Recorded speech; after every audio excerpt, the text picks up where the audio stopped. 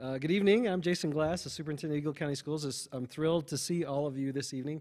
I'll keep my remarks very brief, but I also want to echo Shelley's statement that we're thrilled that so many of you made the journey out tonight to hear this important topic, and we're so excited and pleased to see just the energy and support for public education and for our schools that is in this community. It's such a wonderful place, and this just adds to that. So I've heard Lisa present a number of times.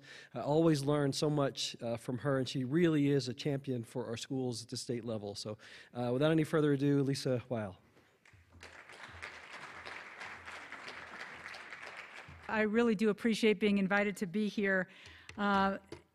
Great Education Colorado, I'm the Policy and Communications Director. We're an organization that brings the grassroots muscle to the fight for improved investment so that our kids have the best classrooms, the best teaching in America, and can graduate ready for the world. That's what Great Ed does. We're a statewide organization that is working throughout the state with individual parents, with parent groups, and I have to tell you that there is no group like EFEC in Colorado. It is such a pleasure to work with the women and men of EFEC who have done so much to inform, to advocate, and to keep bringing this what seems like a pretty dry issue to the forefront, to help people understand the connection between what's happening in their schools and what's happening down in the Capitol. So thank you very much to all of you who have led EFEC, and to all of you who have come tonight. It is a measure of the interest of this community and the work of EFEC that you all are here. It really is remarkable.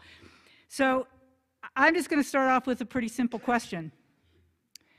Which of these kids deserve a great education? Which ones should graduate ready for the world? Some are urban, some are rural. Some of these kids speak English, some of them don't. Some are in families of poverty, some aren't. So which of these kids do we want to prepare? Which one should we choose to make sure that they graduate ready for the world? And obviously, the answer has to be every student, no matter where they live, no matter how they learn, no matter what their parents do, no matter what their zip code. We've got to get every child ready for the world, every child. So what does that mean? You know, we talk about ready for the world, meaning ready for college, if that's where they're going, ready for a career in the 21st century. We are talking about independent, self-sustaining kids, independent from maybe your couches and basements, also independent from social support. Independent from the prison system. We're talking about not just kids who are ready for the workplace, which is absolutely critical, but ready to be citizens, having a broad worldview, ready to be part of their communities and to continue being lifelong learners. That's going to look so different for every kid, right? Every kid has different interests and talents and goals. Now, as a state, we sort of have to figure out a common level to sort of figure out a standard, of a consistent standards of what it means to be ready for the world, because we can't have a standard for every kid. We want to set high standards. It's important. And what Colorado has done is adopted the Colorado Academic Standards, which is sort of our proxy for ready for the world, right? And we have it in a number of different, as you all know, different subject areas. They were developed in Colorado over the last several years. And are now being implemented. And of course, when you have standards, there's this effort to figure out how to assess, to measure if we're doing the job. And right now, what Colorado is doing, as you know, because it's happening right now, the CMAS tests are happening. It's after the CSEP and TCAPS that this is the successor. And there's all that testing. So it's important. I mean, every teacher does it all the time, right? Assessment happens all the time. Are our students getting what we're teaching? It's very important. But it's also really important to note that standards don't teach themselves. It doesn't happen because you adopt standards and you create tests that those standards are going to be met. A teacher sort of put this in a different way when we had a school tour out in Aurora with a bunch of legislators, and one of the teachers said, you know, if I decide that I'm going to lose weight Nothing's going to happen if the only thing that I do is just weigh myself more often.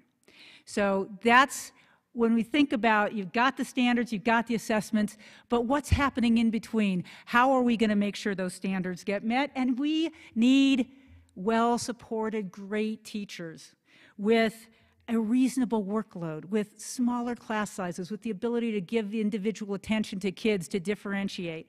We know we need a rich curriculum, talking about that we don't want just workers, we want citizens. That means that you've got to have a broad curriculum. It means that you've got to have enough interesting electives, music, art, so that kids are excited about coming to school. We need to make sure that every kid gets a great start with early childhood education, because if kids don't come ready to learn, and those gaps just keep compounding, we've got to make sure that we've got those kids in a place with good preparation. We need safe schools and classrooms. As parents, as teachers, as educators, we know how important that is. And we need updated technology and textbooks and materials and things that actually reflect the new standards.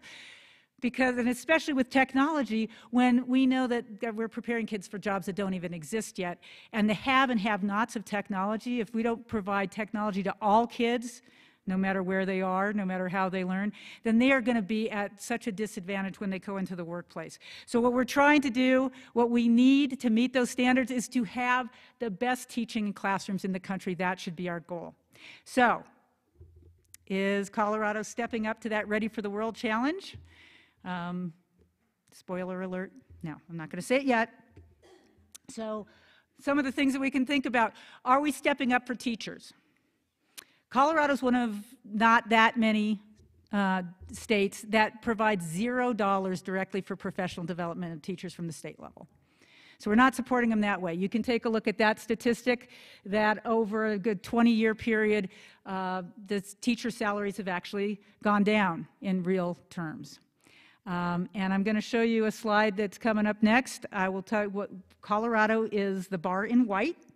And what this chart shows you is the percent of income that you make as a teacher compared to what a teacher could make in other professions that for which they're qualified, right? In comparable professions. So, again, Colorado's in white. We are dead last in the percent when you compare what we're paying teachers to what they could make in other professions. We're not showing the respect for the profession that we need to in order to make sure that we've got the best classrooms and the best teaching in the country. How about class size? We talked about the importance of individual attention. So here's another statistic. This is from a couple years ago in the worst of the recession. Over a 2-year period, we added 18,000 kids to our classrooms and took 1,000 teachers out of our classrooms. So it is not surprising that Colorado ranks 43rd in pupil-teacher ratios. So how about stepping up on early childhood? That first number is one that doesn't often make its way into one of my presentations, something over 25 or even over 40. 16th in 3- and 4-year-olds enrolled in preschool, which is great, except that the gap between kids who are in poverty and those who are not, our gap is the largest. I guess it means the 4th largest. We're 47th in that poverty gap, meaning that our kids who need it most are not enrolled in preschool. And if you look at full-day preschool, full-day kindergarten, which is so important to help overcome some of the deficits that kids have at 3 and 4 and 5 years old, we're 45th. So is Colorado stepping up to the Ready for the World challenge? No. But that's just not the way we need to look at it. We have to think about it as not yet. We haven't gotten there yet, but we have to work at it. So what's getting in the way of Colorado? Why is our class size, the class sizes like that? The early childhood, why are we paying our teachers so badly compared to what they deserve? It's about resources. So I'm going to show that to you in a bunch of different ways. The first way is to show you how we compare to the national average. So this is over a number of years. This is 4 different measures. So does that matter? I'm just going to tell you a few things that I think shows that it matters. Every state that ranks higher in achievement also spends more than Colorado. Every state except there's these 2 exceptions. Washington State is the only one that has a larger pupil-teacher ratio than us. Washington is one of the states that has higher achievement. Every state, as you saw, has salaries higher that are more competitive with comparable professions, and everyone ranks higher in full-day kindergarten except New Hampshire is the outlier.